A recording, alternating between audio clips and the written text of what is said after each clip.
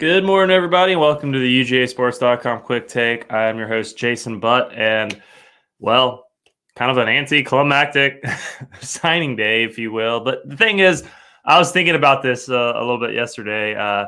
National Signing Day, y'all remember back in the day, it used to be just this big event the first Wednesday of February. It was almost like a holiday for folks in the South who are obsessed over college football way more than the rest of the country does over the NFL.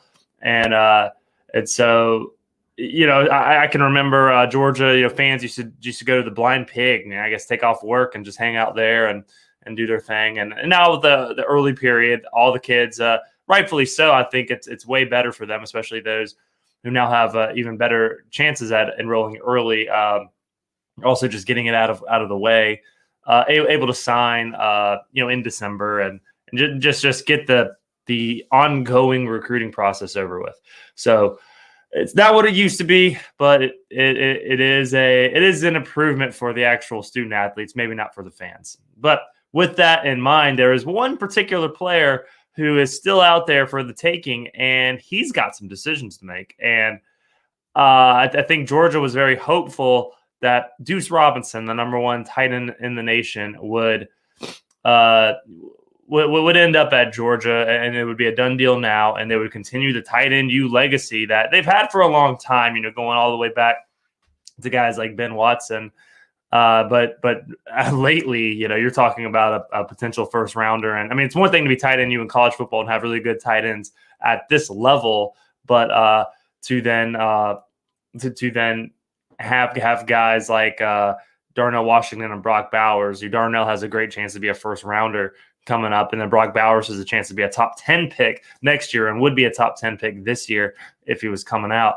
So Duce Robinson has a great chance if he were to come to Georgia to really fall in line with that legacy. Guys coming up like Oscar Delp and Pierce Sperlin who have that chance as well to kind of cement themselves as top Georgia tight ends. You hate it, guys like Rylan Godey who are talented players who are having to go look elsewhere and did look elsewhere because the playing time just isn't there due to the nature of the tight end room at Georgia at the moment. Shout out to Todd Hartley for everything he's done.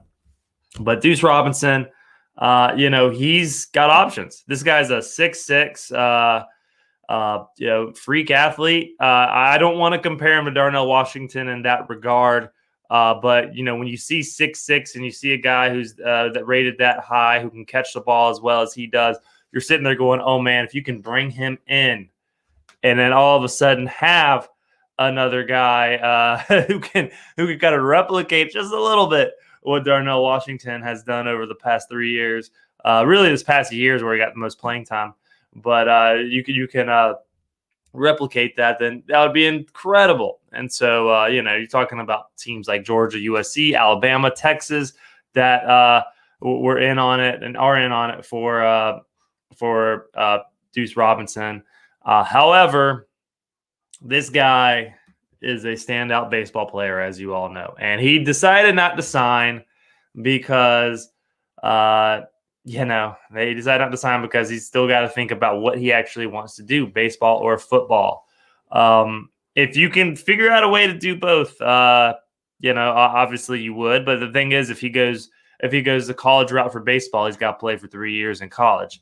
So, that is probably an issue for Deuce Robinson at the moment.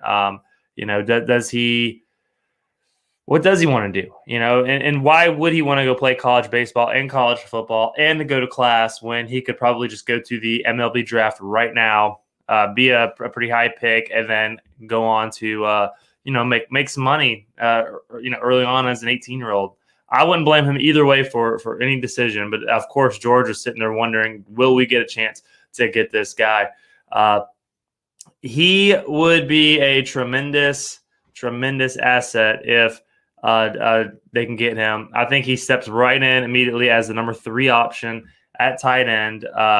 He'd be right behind. He might even have a chance to be 2. He could be an inline guy as well, kind of start off in that run blocking role that Darnell Washington often played as he settles into learning the receiving concepts that Georgia likes to use.